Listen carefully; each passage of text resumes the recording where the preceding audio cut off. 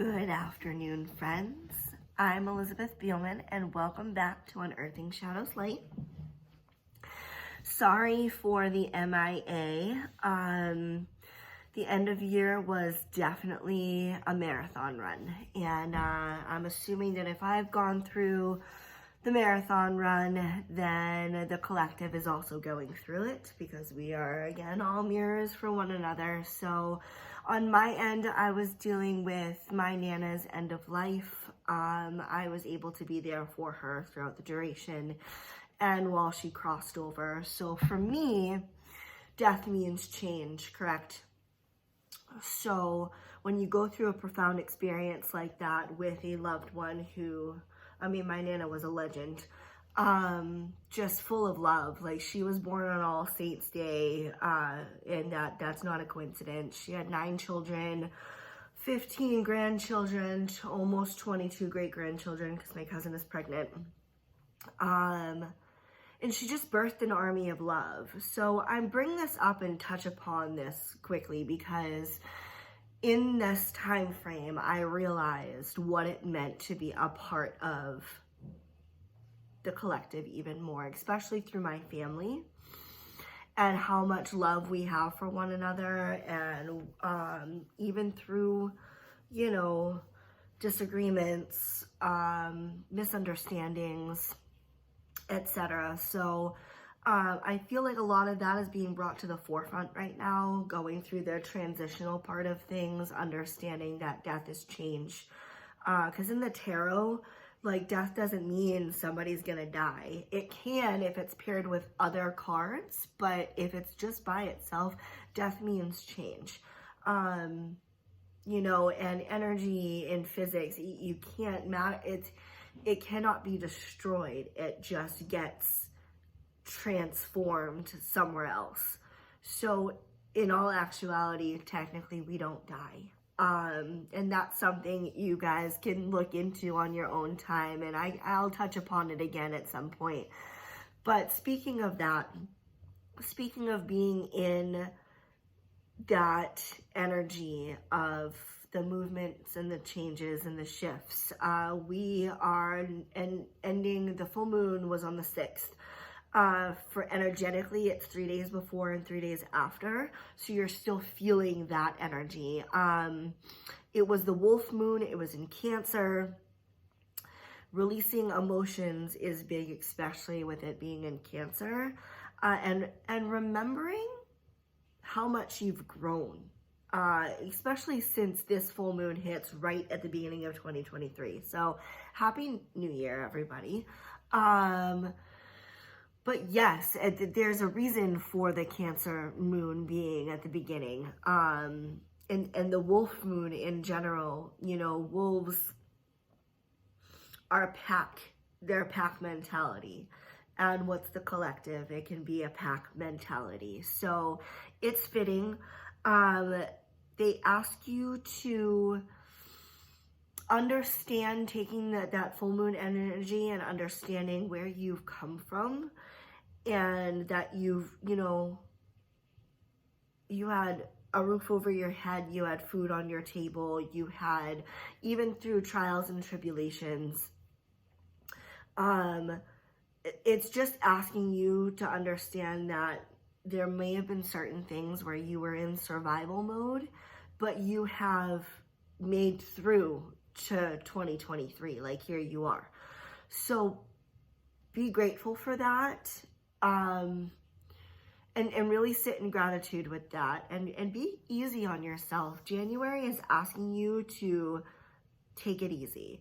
I keep looking to, I have a note sheet, so that's why my eyes are going down. But you want to show yourself the love and understanding for making it through 2022, and the compassion. Just, I say this in almost all my videos: be kind to yourself. When you're kind and compassionate to yourself, it will ripple out to everybody else. But it starts with you. And so everyone who's out there, making shifts and changes, it all starts here. So we need to be very, very aware of that, that it comes back to center. On top of the full moon in Cancer and it being a very new year, we are in Mercury retrograde. So again, real quick, Mercury being in retrograde, it's in the galacticness. It's almost like an optical illusion when Mercury passes by. And as we shift, it looks like Mercury is going backwards when it's in retrograde. So as it passes Earth. So it's almost like it slows down. It would be the equivalent of you being in a car and an acceleratrain going by and it looks like your car is going backwards.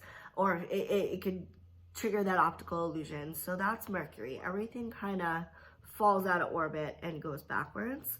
So a lot of technical difficulties, a lot of miscommunication, misunderstandings, especially paired with the moon, the full moon that just came in. We're talking a lot of emotions that are coming up, and please just be easy and kind on yourselves. It's a new year. There's a lot of new truths coming out. Side note, you know, as far as the collective goes, I think it's rather funny that whatever elite scenarios are out there right now, you know, it's like they created like television and the internet and everything to keep us occupied, right? And that could very well be true with whatever line you want to go down with it, wherever your understanding of that truth is. And I'm not here to preach this. I'm just showing opposite sides of perspectives. So like the government, the elitists, whatever, like TV, internet, it's all there for you to kind of like fall down, and the rabbit holes that are there. But they wanted to do this to like conform us, right? But where they messed up is they're giving us open-ended platforms, and now nothing is hidden. So like that whole like Balenciaga scandal and just things being very right out and apparent in front of you, it's almost like a joke in a sense, because they can't censor all of it. So everybody there, the collective's waking up completely. This is our time now to notice. And I ask, you know, try not to feed into the lower vibrationals of it. Yes, there's a big show going on in front of us with politics and the government and whatever else, but that's a show. So I ask you to like see the show, pull up a chair and eat some popcorn while you're watching certain things, but at the same time, think bigger. Like this goes bigger. This is galactic. This is huge. Speaking of galactics, and back to the Mercury retrograde aspect, but even further than that, you're gonna start to see some weird things in the skies. So eyes to the sky, because we're on that vantage point right now where, I mean, we're talking extraterrestrials, we're talking different planets, we're talking like different planets that are not said to be in our solar system that are. And I'll make a whole nother video on that if you guys want me to, or just in general to just spread some light and understanding on how things are shaping up as things go through our solar system. So I have been seeing, and I've seen a handful of them, like meteorites coming in. I mean, like straight up comets, like green, like just streaking the skies. So there's a lot of that right now. So eyes to the skies. And let's see. So Mercury retrograde. With the planet falling out of its orbit, energetically, we deal with a lot of misunderstandings, a lot of tech problems. Mercury retrograde went into retrograde on December 29th and gets out of retrograde on January 18th. But you're looking at a 2-week pre-period and a 2-week post-period. So think back to what you were dealing with right before Mercury retrograde hit. I had COVID, So I was taken out right as it had entered. So I couldn't do anything. Like I was quarantined for like 12 days. And given the marathon run that I had just ran with my family and my grandmother, when I was like, Nana, really? Like I got COVID from like your services or whatever, because everybody was together. And all I heard was, you wouldn't have rested any other way. So I took that and I really tried to make the most of it. I tried to just rest and recoup. But with Mercury retrograde being present now, it's also in the sign of Capricorn. And Capricorn's, you know, the ram, the horns. So, and where Pluto is also in Capricorn, and Pluto is the god of the underworld. So again, death, transformation, uncovering deep thoughts and emotions. We gotta understand that life is not it's not linear. This is a spiral. So it spirals out and goes even further, and you re-meet lessons, but you see them with different eyes, because at this point when you're coming across old lessons, you're seeing it from a different perspective, because you are not the person that you were when that lesson first reared its head. I mean, it could have been 15 years ago. And speaking of that, as that ties itself in with things being a spiral, collectively, I'm going through this, so I know it's collective, because again, we're mirrors. So a lot of inner child and teenage work. I have been getting a lot of things that are coming back from like my teenage past. And those of you who know me through my teenagehood, God bless you. But it's all a learning curve right now. It's coming up. Things are coming up from your past, especially inner child work, to see them at a deeper truth, to understand the deeper levels. And if you think back to like your inner teen, and I'm going with teen right now because that's where I'm at, is the inner teenage years. The inner child is a little bit different. It's a little bit taken down a few notches. But the inner teen is, I mean, think about it. When we were teens, what was happening? Like, you're being programmed by your family, your peers, school. So it's all of these problematic programs that have been received and by your surroundings and your family. And now you might be revisiting these programs and realizing that these no longer serve you. So how are we breaking that? How are we getting out of that? Also with the teen years, you're dealing with your self-saboteur. Because if you allow your inner teen to react in a panicked manner, what's going to happen? You're going to sabotage things. So be very aware of how it all kind of comes in.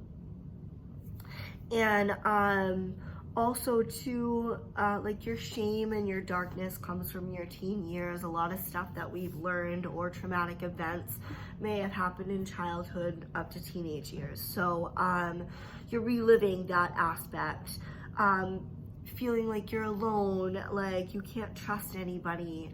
In our teenage years, we're dealing with judgment and like gossiping, addictive tendencies, sensation seeking or like attention seeking, and it doesn't really matter whether it's good attention or bad attention, it's just being like brought to the forefront.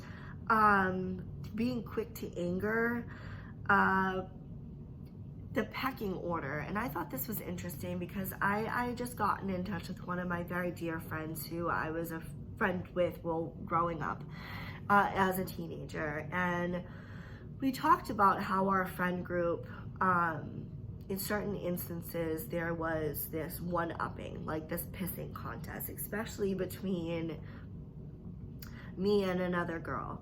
And I'm now realizing it was establishing like a pecking order. Same thing with like pack mentality, like the wolf moon that just passed. So dealing with the pecking order, your risk taking in relationships, and being impulsive or immature, leading right up to burnout. So when you burn out, you're pushing yourself beyond your capacity wherever you were as like your human self in your teenage years. You're pushing yourself beyond that capacity to a point where you just fizzle out. You know, I was constantly running, and this went right into my adulthood, but I was running as a teenager. I was constantly going, so I couldn't stop and think and really put myself inward and figure out who I was. So we're kind of being asked, no, we're not kind of, we're being asked to revisit these years. And I mean, I'm honoring it even so far as like watching like old TV shows that I loved when I was a teen, like Buffy the Vampire Slayer, or Dawson's Creek, or Roswell, or I'm really showing my age here, but and I'm just like honoring it and kind of loving it. Trying not to beat myself up so much over where I've come from, and I've been through the ringer, as I'm sure others have, and I'm looking at my teenage self with those cringy moments, trying not to judge, and giving love to them, because that's why they're kind of popping up, is to be loved for what they are. So that being said, I'm going to do a quick collective reading, and these are the Caroline Myss archetype cards. So it will show the shadow attributes and the light attributes for each one. I would like 3 of them. So, okay. Child nature is the first one that popped out. So lo and behold, right? Okay, so we'll take King and...